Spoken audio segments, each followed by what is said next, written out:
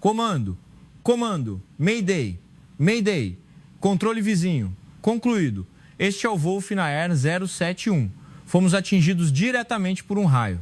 O sistema de navegação traseiro está completamente inoperante. Há um vazamento de combustível. Necessitamos de um pouso de emergência imediatamente. Finnair 071. Atualmente, o clima ao redor do aeroporto está severo, com visibilidade ruim. Não existe um manual de segurança para guiar aeronaves sem sistema de navegação traseiro. Não podemos correr o risco de fechamento da pista em caso de acidente. Sugerimos que sigam para São Paulo, Brasil, nas proximidades. O que está dizendo? O combustível é limitado. Não temos autonomia para chegar até São Paulo. Essa resposta foi, de fato, uma sentença de morte. Escondidos sob as palavras manual e prejuízo, eles empurraram um avião com 320 vidas para o topo de um mar de breu. Contudo, no momento em que todos estavam prestes a desistir, um local fora da rota e não planejado, um país que não tinha qualquer ligação com esta aeronave, respondeu. Uma habilidade que superou o manual. Uma decisão que moveu todo o sistema de um país. O registro daquela noite em que 320 vidas foram salvas é agora tornado público. Antes de começarmos a história, eu ficaria muito grata se pudessem se inscrever no canal e deixar um like. Comentem também de onde estão ouvindo e participem conosco. O nome do canal é Olho do Coração. Eu sou Elin Olsson, comissária-chefe da Finnair Finlândia. Mesmo para mim, que voo há quase 30 anos, aquela noite permanece como uma experiência inesquecível.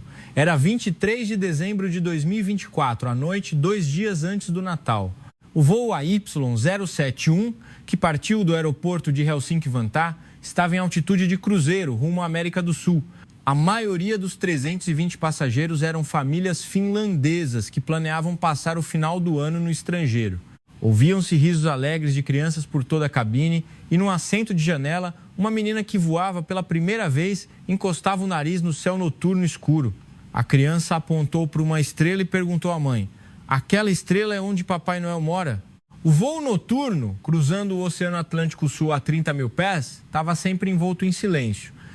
Apenas o baixo rugido dos motores enchia a cabine e, sob a iluminação laranja, os passageiros, um por um, adormeciam. Eu tomei um gole do meu café quente na galley e disse à minha colega Aino: que paz esta noite, não é? Aino sorriu e acenou com a cabeça. É um voo de presente de Natal, chefe. Quando chegarmos, que tal irmos comer algo delicioso? A chefe quer vir junto? Eu ri e balancei a cabeça. Vou dormir profundamente no hotel.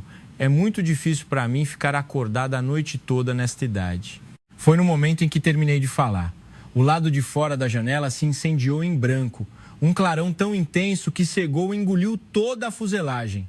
Minha mão, segurando a xícara de café, parou.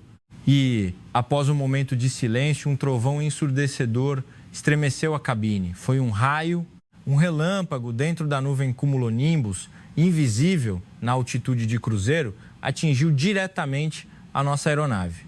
A xícara de café caiu no chão e se estilhaçou. O líquido quente atingiu meus pés, mas eu não tive tempo de sentir. Algo mais terrível aconteceu logo em seguida. Todas as luzes da cabine se apagaram. No breu absoluto, gritos de crianças e clamores cheios de terror dos passageiros encheram a cabine. Ouvi o choro agudo daquela menina. Mamãe, estou com medo. Todas as estrelas sumiram. Instintivamente, peguei meu telefone do bolso e acendi a lanterna. Confiando apenas naquela pequena luz, corri em direção ao cockpit. Os rostos dos passageiros que vi ao longo do corredor estavam congelados em terror. Um casal de idosos rezava, apertando as mãos firmemente, e uma jovem mãe abraçava o bebê contra o peito com as mãos trêmulas. Na classe executiva, um homem de meia idade, apertando uma pasta, olhava fixamente pela janela, mas eu podia ver suas mãos tremendo na escuridão. Bati na porta do cockpit. Comandante, sou eu, Elin. A porta se abriu. E o que eu vi era o próprio desespero. Todos os instrumentos estavam mortos. O painel de controle, que normalmente cintilava com centenas de luzes, estava mergulhado em escuridão total. Apenas 2 ou 3 instrumentos analógicos operados por baterias de emergência brilhavam fracamente. o altímetro, o velocímetro e o indicador de atitude. Somente eles nos diziam que ainda estávamos flutuando no ar. O rosto do comandante Marco Vijanen estava mais pálido que o painel. Era a primeira vez que via um piloto veterano com 35 anos de carreira tão abalado.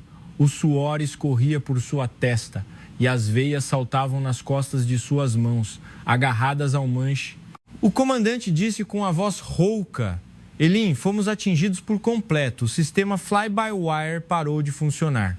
O computador de navegação, o piloto automático, até o backup de comunicação não respondem.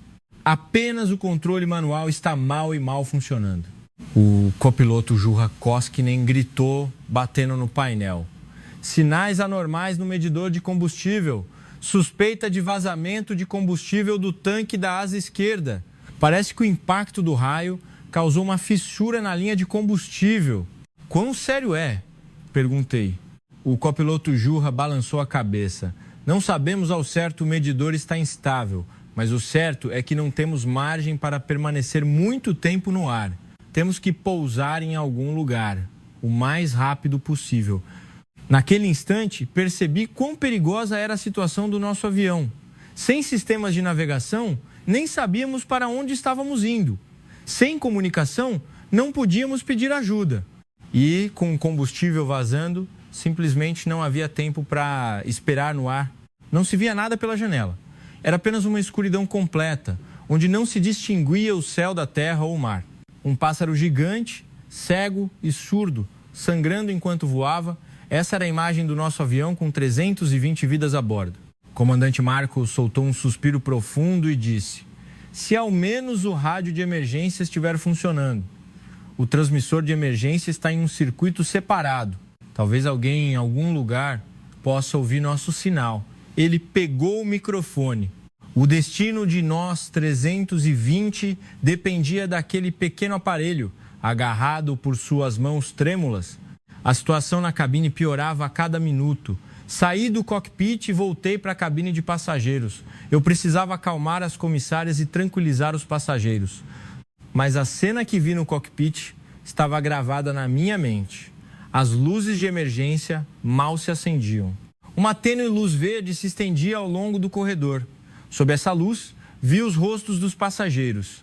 Medo, ansiedade e resignação. Em 30 anos de voos, nunca tinha visto tantas pessoas tremendo ao mesmo tempo. Chefe, um problema grave. Aino correu até mim. Um passageiro na classe econômica desmaiou.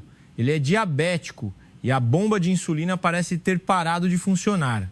Corri imediatamente. No meio da classe econômica, um homem de meia idade estava inerte em seu assento. Seu rosto estava pálido e todo o seu corpo estava molhado de suor frio. Sua esposa ao lado segurava sua mão e chamava com voz chorosa: querido, por favor, resista, você prometeu ver o neto. Tínhamos um encontro no Natal. Eu trouxe rapidamente o kit médico de emergência. Peguei o gel de glicose e passei nos lábios do paciente. Era um choque hipoglicêmico. O raio havia causado um mau funcionamento em sua máquina automática de insulina. Para pacientes que dependiam de dispositivos eletrônicos para viver, esse apagão significava a morte. Senhor, se puder me ouvir, por favor, mexa o dedo.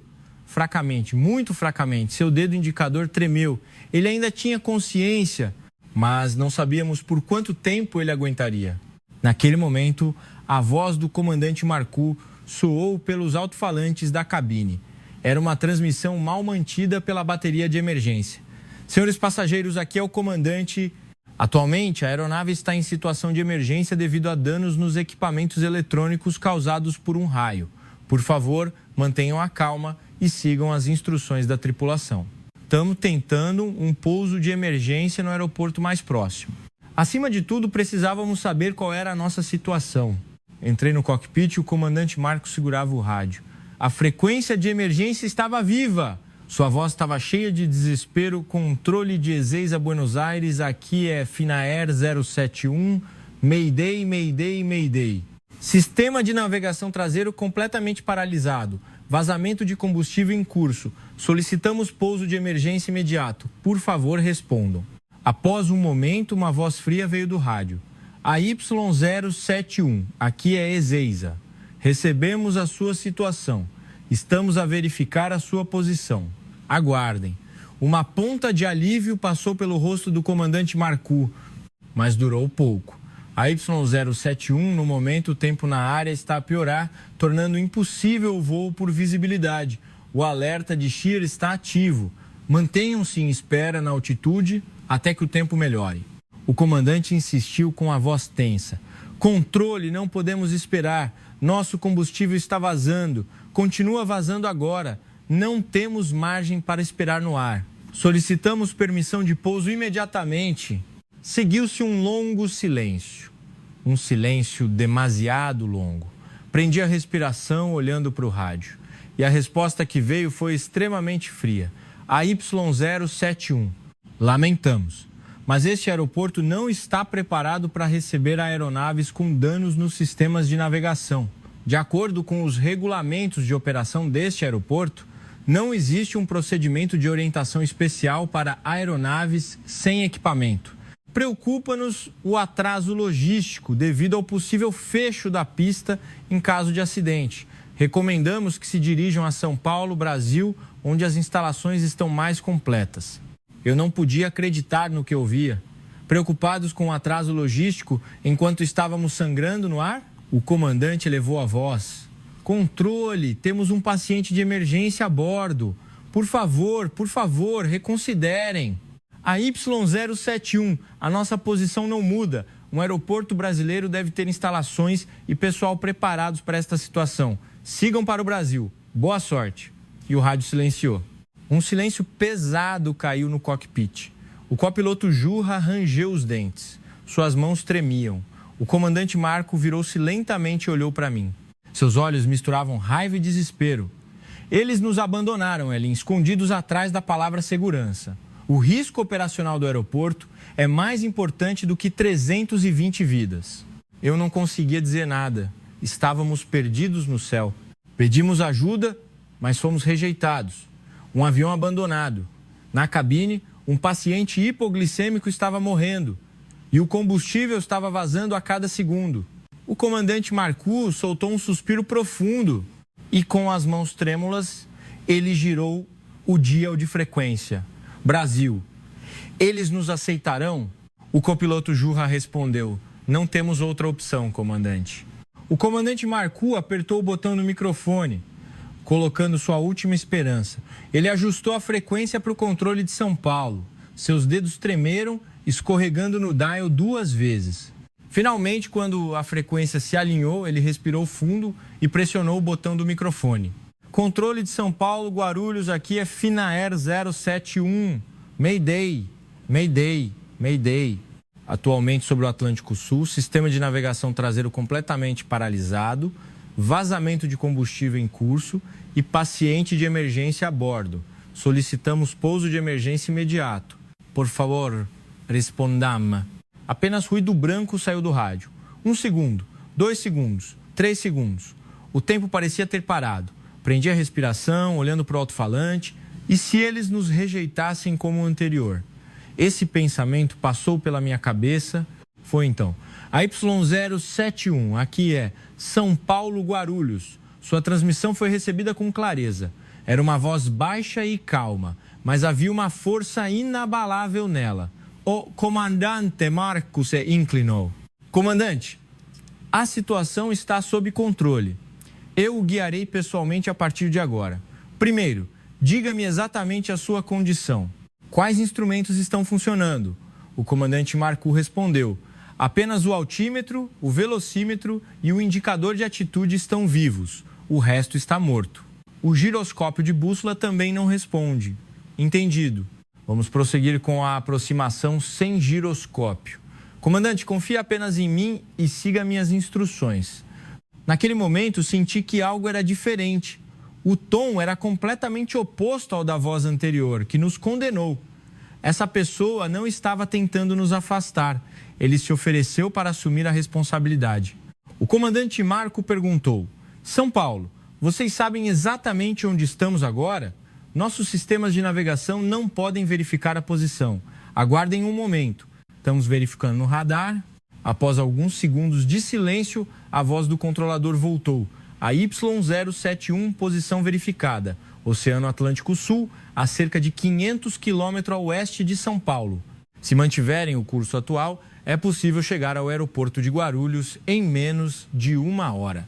1 hora. O rosto do copiloto Jurra enrijeceu com aquela palavra. Ele disse em voz baixa: considerando a taxa de vazamento de combustível, será no limite, realmente no limite. O comandante Marcu disse: controle de São Paulo. A situação do combustível não é boa. Precisamos da rota mais curta. O controlador respondeu: comandante, estamos a verificar neste momento. Por favor, aguardem um pouco. Ouvimos um som de movimentação apressada no rádio. Som de teclado, conversas rápidas em português com outra pessoa. Eu não entendia português, mas sentia que eles estavam a fazer algo por nós. Cerca de 2 minutos depois, a voz do controlador regressou. Y071, acabamos de concluir uma discussão com o Ministério da Defesa, liberamos um espaço aéreo que normalmente é proibido para aeronaves civis. Durante a próxima hora, ele estará aberto exclusivamente para a sua aeronave. Eu não podia acreditar. Eles abriram um espaço aéreo restrito? Como isso poderia ser feito tão facilmente? O comandante Marcu também parecia surpreso. Controle de São Paulo, por favor, confirmem. Temos permissão para passar por essa área? Exatamente. Por favor, entrem na rota direta. Usar esta rota reduzirá o tempo de voo em cerca de 15 minutos. O copiloto Jurra soltou a respiração. 15 minutos. É muito. É uma diferença enorme. O controlador continuou. E comandante, acabamos de emitir uma ordem de espera em altitude para todas as aeronaves que se aproximam de São Paulo. Liberamos o céu de São Paulo. Sua aeronave tem prioridade máxima. Não se preocupem com outros aviões. Eu não consegui acreditar. O país anterior usou regras e precedentes como desculpa para nos afastar. Mas o Brasil estava a reconfigurar o seu próprio sistema nacional por nossa causa. A abertura do espaço aéreo, a espera de todas as aeronaves civis, isso não era apenas uma gentileza, era uma decisão de Estado. A voz do comandante Marcu tremeu. Controle de São Paulo. Agradecemos, muito obrigado. O controlador respondeu de forma objetiva. Os agradecimentos podem ficar para depois do pouso. Agora, concentrem-se apenas nas minhas instruções. Comandante, a partir de agora eu serei seus olhos e ouvidos. Com essas palavras, vi o comandante Marcu relaxar um pouco a tensão nos ombros. Claro, o perigo ainda não tinha acabado. Mas, pelo menos, não estávamos mais sozinhos. Entendido, confio em São Paulo. O controlador disse: certo, vamos começar a curva à direita. Mantenha o curso atual até que eu dê a instrução. Darei a ordem em 30 segundos. Eu estava no canto do cockpit, observando a cena. Naquela noite escura, havia pessoas em algum lugar estendendo a mão para nós. Pessoas que nunca vimos, cujos rostos não conhecíamos. Elas não desistiram de nós. Pela janela ainda não se via nada. Mas agora tínhamos uma direção chamada São Paulo. A voz do controlador de São Paulo soou novamente. A Y071. 30 segundos se passaram. Comecem a curva à direita, agora. O comandante Marcu inclinou o manche para a direita. Como o sistema hidráulico estava danificado, o manche parecia pesado. As veias em seus braços saltaram. O veterano, com 35 anos de carreira, usava toda a sua força para girar a aeronave. Em curva, disse o comandante Marcu.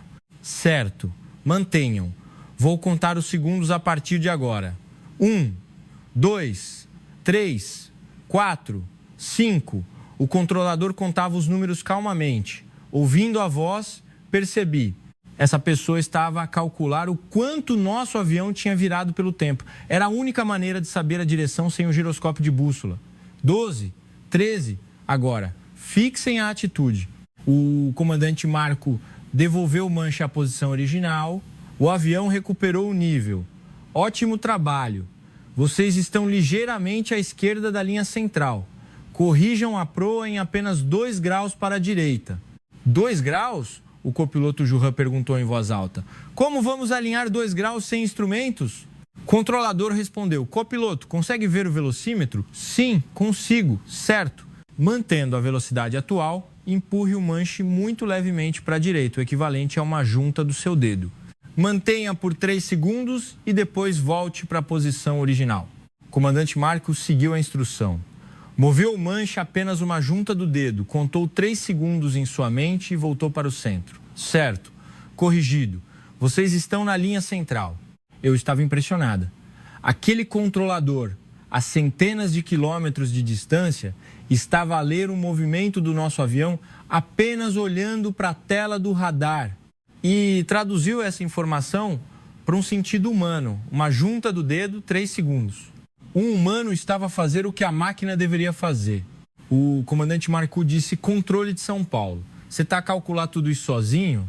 O controlador riu brevemente. Não estou sozinho. Há mais 4 funcionários comigo. Um está a monitorar o radar, outro os dados meteorológicos. Um terceiro a verificar o estado da pista e um quarto a verificar os meus cálculos. Comandante, apenas pilote. Nós cuidaremos do resto. Eu inclinei a cabeça, ouvindo sons fracos vindos do rádio, som de teclado, sussurros em português, som de papéis sendo virados. Na torre de controle de Guarulhos, muitas pessoas estavam a trabalhar por nós naquele exato momento, a Y071. Vamos verificar a altitude. Digam-me o número atual do altímetro. O copiloto Jurra respondeu: 25 mil pés. Certo, comecem a descida. Desçam a uma taxa de 1.000 pés por minuto. Quando chegarem a 10 mil pés, mudem para voo nivelado. O comandante Marcou empurrou o manche ligeiramente para frente. A aeronave começou a perder altitude lentamente. O exterior da janela ainda era apenas escuridão. Não sabíamos se estávamos sobre nuvens ou sobre o mar. Mas estávamos a descer através da escuridão, confiando apenas na voz do controlador. Cerca de 10 minutos se passaram. De repente, o copiloto Jurra gritou: a luz de alerta de combustível acendeu, tanque esquerdo quase vazio. O comandante Marcou insistiu: controle de São Paulo. A situação do combustível é crítica. Quanto tempo falta para a chegada? Estamos a cerca de 120 quilômetros de Guarulhos. Prevemos a chegada em cerca de 20 minutos. 20 minutos! O copiloto Jurra balançou a cabeça. É apertado, muito apertado. Naquele momento, o controlador disse: comandante, não se preocupe. Se necessário, temos aeronaves da Força Aérea Brasileira, prontas para decolar. Não vamos abandonar a sua aeronave sob nenhuma circunstância. Senti meu peito aquecer com essas palavras. Aquelas pessoas estavam a fazer todos os preparativos por nós. Abertura do espaço aéreo, espera de voos civis e agora até a Força Aérea. Por estrangeiros que viam pela primeira vez, o país inteiro estava a mover-se. O comandante Marcou disse com a voz trêmula: São Paulo, vocês são pessoas verdadeiramente incríveis.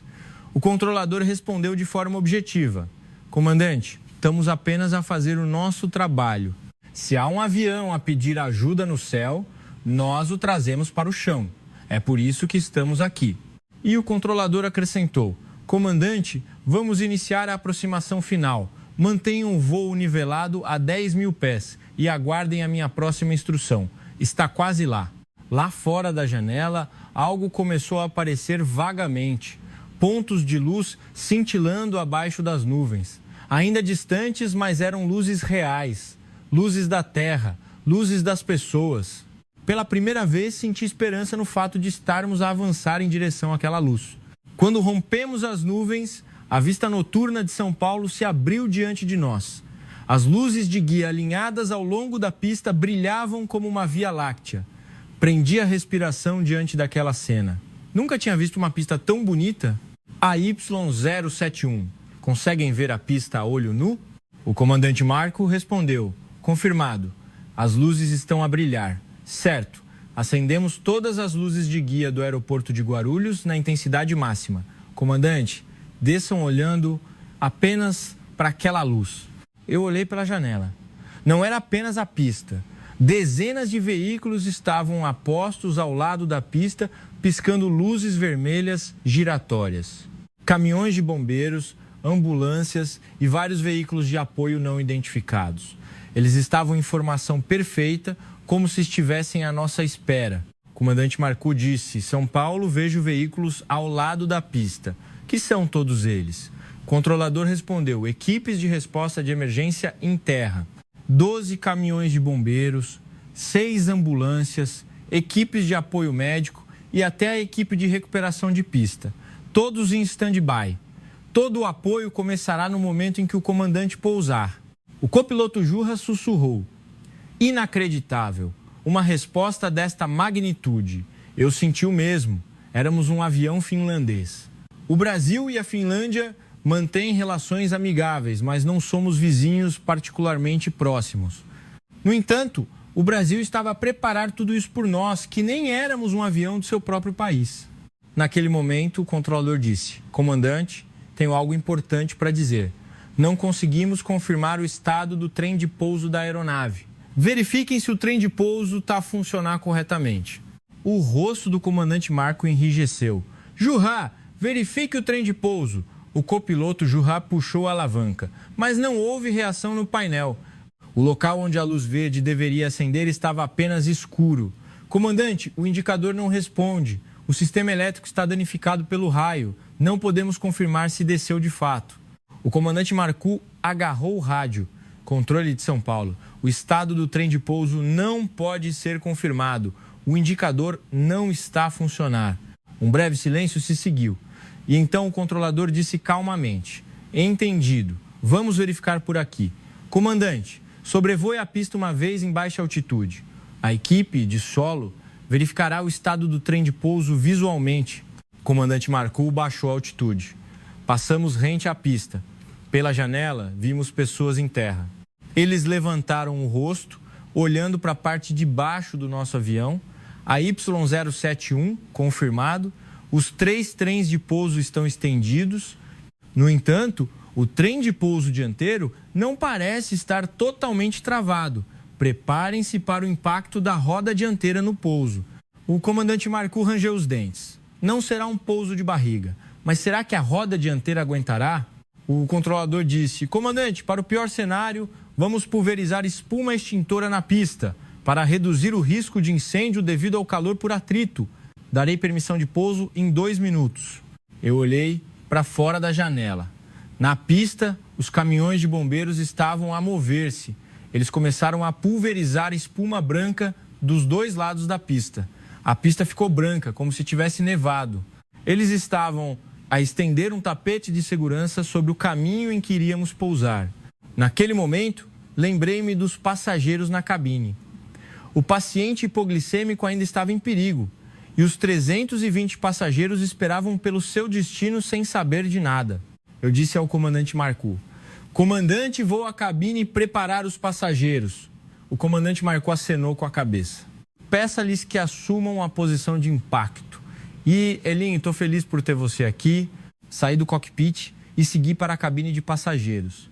Olhei para os rostos dos passageiros enquanto percorria o corredor. Alguns olhavam fixamente pela janela. Outros fechavam os olhos e rezavam. O menino dormia nos braços da mãe. Ele não sabia quão perigosa era aquela noite. Peguei o interfone. Minhas mãos tremiam, mas tentei manter a voz calma. Senhores passageiros, aqui é a comissária-chefe. Vamos realizar um pouso de emergência em breve. Todos os passageiros, por favor, apertem o cinto de segurança novamente, tomem a posição de impacto, baixem a cabeça e segurem os tornozelos com as 2 mãos. As comissárias mostrarão um exemplo. A cabine se agitou. Gritos, choro e o som de pessoas se abraçando. Eu fiz um sinal para as comissárias e elas começaram a acalmar os passageiros em suas respectivas áreas. Aino se aproximou de mim. Havia lágrimas em seus olhos. Chefe, vamos sobreviver? Eu apertei sua mão. Claro que sim. Temos pessoas incríveis a nos ajudar. Só precisamos confiar nelas. Naquele momento, o sistema de som da cabine ligou. Era a voz do comandante Marco. Senhores passageiros, aqui é o comandante. Estamos a tentar um pouso de emergência no aeroporto de Guarulhos, Brasil. Os controladores de tráfego aéreo e as equipes de solo brasileiras estão a nos ajudar. Estamos a fazer o nosso melhor para que possamos pousar em segurança. Sigam as instruções da tripulação e tomem a posição de impacto. Pousaremos em 30 segundos. Sentei-me no meu jump seat e apertei o cinto. Pela janela, as luzes da pista se aproximavam rapidamente. A pista coberta de espuma branca, os caminhões de bombeiros piscando luzes vermelhas e as muitas pessoas a nos esperar na escuridão. Fechei os olhos e rezei em meu coração, que todos fiquem bem. E as rodas tocaram a pista. O trem de pouso principal tocou primeiro. Um impacto forte e pesado sacudiu toda a fuselagem. Eu quase fui atirada para fora do assento. O cinto de segurança cravou-se no meu ombro, mas eu não senti a dor. E um segundo depois, a roda dianteira bateu. Um som estridente de metal sendo rasgado encheu a cabine. O trem de pouso dianteiro não aguentou e quebrou. A parte da frente do avião afundou no chão, como se estivesse a mergulhar na pista. Faíscas de fogo dançaram do lado de fora da janela. Eram faíscas devido ao atrito. Gritos subiram da cabine, choro de crianças, gritos de adultos. Todos os sons se misturaram num caos de pânico. Olhei pela janela. Fogo laranja estava a saltar da parte inferior do avião para a pista. Estávamos a deslizar pela pista como uma bola de fogo gigante. A velocidade ainda era alta e não parecia que iríamos parar. Foi então. Longe, do lado de fora da janela, luzes vermelhas começaram a mover-se. Eram os caminhões de bombeiros. Eles mantiveram uma distância segura de ambas as extremidades da pista, calculando a trajetória e a direção do nosso avião. Eles estavam a decidir instantaneamente onde o avião pararia e em que ponto deveriam entrar para não colidir com as asas. O avião começou a desacelerar gradualmente. A espuma extintora que haviam espalhado antecipadamente estava a suprimir o calor do atrito. O fogo começou a apagar, um por um, mas o avião ainda estava a deslizar. O final da pista se aproximava rapidamente. Prendi a respiração, olhando fixamente pela janela. No final da pista havia grama e, além disso, uma cerca. E se chegarmos até lá, naquele momento, a aeronave estremeceu violentamente e finalmente parou. Parou a apenas 50 metros do fim da pista. Fiquei pendurada no cinto por um tempo, incapaz de fazer qualquer coisa, apenas respirando pesadamente. Sobrevivemos. Estamos vivos. No momento em que o avião parou, os caminhões de bombeiros avançaram em massa. Eles se aproximaram, como se tivessem calculado o ângulo seguro entre a ponta da asa e a fuselagem, e lançaram um agente de resfriamento branco na parte inferior da aeronave, para apagar completamente qualquer fogo remanescente. Vapor branco subiu da fuselagem queimada pelo atrito. Olhando para aquela cena, percebi, essas pessoas não vieram apenas correndo. Elas calcularam o ângulo de aproximação, a velocidade e o ponto de parada previsto do nosso avião minutos antes, para que pudessem entrar no segundo em que parássemos, sem um segundo de atraso. Isso não foi instinto, foi treinamento. Treinamento repetido inúmeras vezes. Mas não havia tempo para descansar. Cheiro de fumaça veio de algum lugar da cabine. Havia a possibilidade de um incêndio elétrico. Soltei o cinto e me levantei. O instinto dos meus 30 anos de carreira se ativou. Toda a tripulação, preparar para a evacuação de emergência. Gritei. Portão esquerda, portão direita, preparar para abrir. As comissárias correram para suas posições. Eu fui para a saída de emergência mais próxima. Quando abri a porta, o escorrega de evacuação se abriu automaticamente. O ar frio da noite entrou na cabine. E além, vi várias pessoas a correrem em nossa direção. Eram bombeiros a segurar extintores e paramédicos a puxar macas. Eles pegaram os passageiros que deslizavam por baixo do escorrega. 1, 2, 3. Eles pegaram cada passageiro em seus braços sem deixar cair ninguém. Uma senhora hesitou na frente do escorrega. Suas pernas tremiam e ela não conseguia pular. Então, um dos bombeiros de baixo subiu no escorrega. Ele segurou a mão da senhora e deslizou suavemente com ela. Assim que a senhora tocou o chão, ela abraçou o bombeiro e chorou. Eu verifiquei a cabine, procurando por passageiros restantes. Verifiquei assento por assento. Abri o banheiro também. Ninguém. Todos tinham evacuado. Por último, fui para o assento do paciente hipoglicêmico. Os paramédicos já estavam lá. Eles estavam a transferir o paciente para a maca. A esposa do paciente o seguia, chorando. Um dos paramédicos apoiou o ombro da esposa e disse: "Tá tudo bem, chegaremos ao hospital em 5 minutos. Nós o salvaremos com certeza." Olhando para aquela cena, senti as forças deixarem minhas pernas. Finalmente, a ficha caiu. Tinha realmente acabado. Nós, os 320, tínhamos pisado nesta terra, vivos. Fiquei na porta de emergência, olhando para fora. A pista parecia um campo de batalha. Caminhões de bombeiros, ambulâncias e veículos de apoio piscavam luzes vermelhas em todos os cantos. Centenas de pessoas se moviam apressadamente e tudo isso era por nossa causa. Por estrangeiros que vinham pela primeira vez, pessoas que não tinham nada a ver com eles. Fiquei no topo do escorrega de evacuação por um momento, sem me mover. O vento frio da noite acariciava meu rosto. Quando saí de Helsinki, pensei que seria um voo comum. Mas agora eu estava sobre a pista de um país chamado Brasil, salva pela mão das pessoas deste país. Deslizei pelo escorrega. No momento em que meus pés tocaram o chão, meus joelhos dobraram. Sentei-me no asfalto frio por um tempo, incapaz de me mover. Alguém colocou um cobertor sobre meus ombros. Quando levantei o rosto, era uma mulher brasileira. Ela parecia ser funcionária do aeroporto. Ela disse em inglês hesitante: "Você está bem? Já está segura. Aqui é o Brasil." Com aquelas palavras, minhas lágrimas finalmente transbordaram. No ônibus que nos levava para o terminal do aeroporto, olhei pela janela. Já passava das 4 da manhã, mas o aeroporto de Guarulhos estava totalmente iluminado. Eles ficaram de prontidão a noite toda, por nossa causa. Quando o ônibus chegou ao terminal, a porta se abriu e fiquei surpresa novamente. Dentro do terminal, dezenas de pessoas nos esperavam.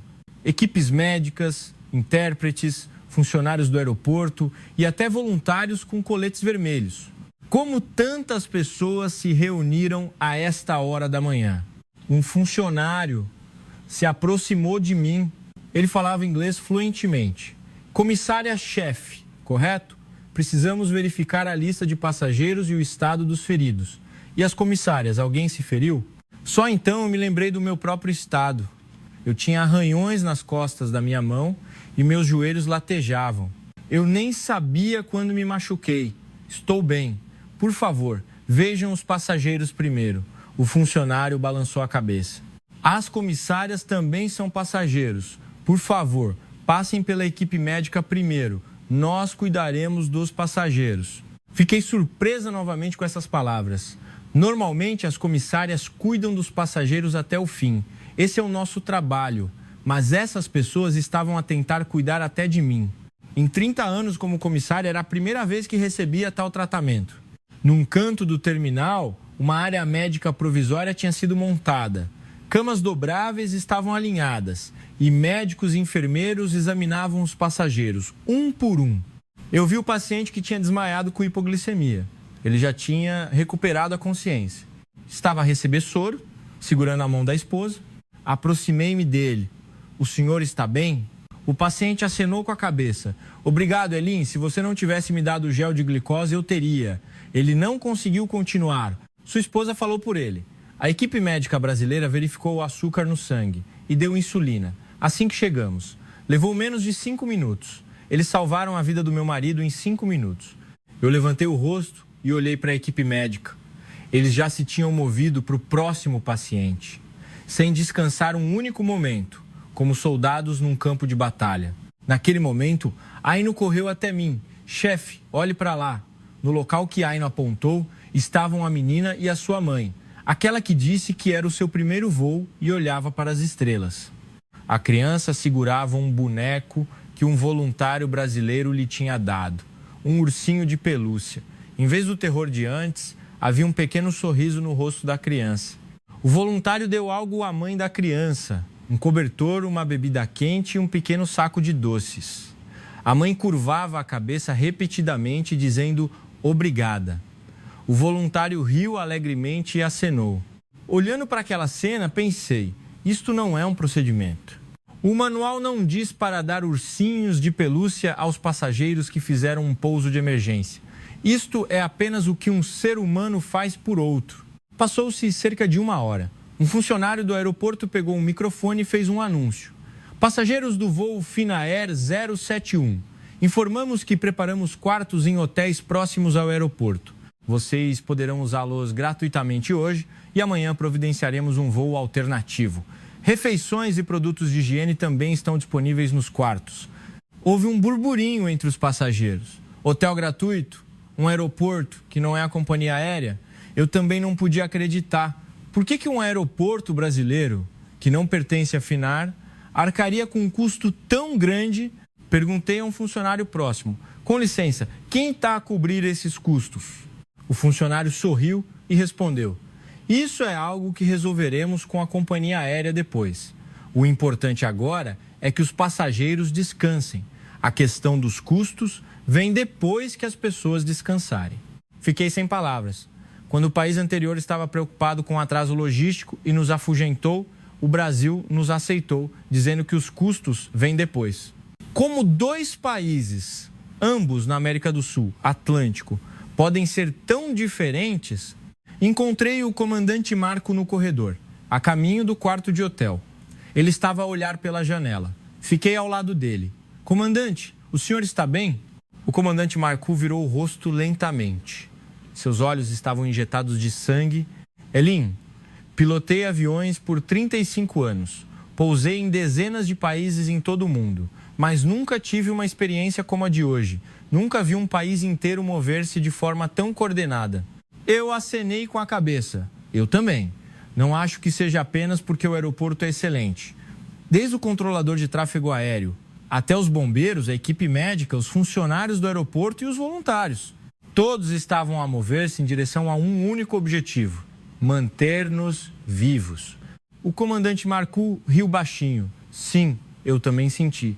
E ele olhou pela janela e disse: o que será que essas pessoas comem para crescerem assim? Eu não respondi. Apenas olhei pela janela com ele. As luzes de São Paulo brilhavam na escuridão antes do amanhecer. A luz que nos salvou.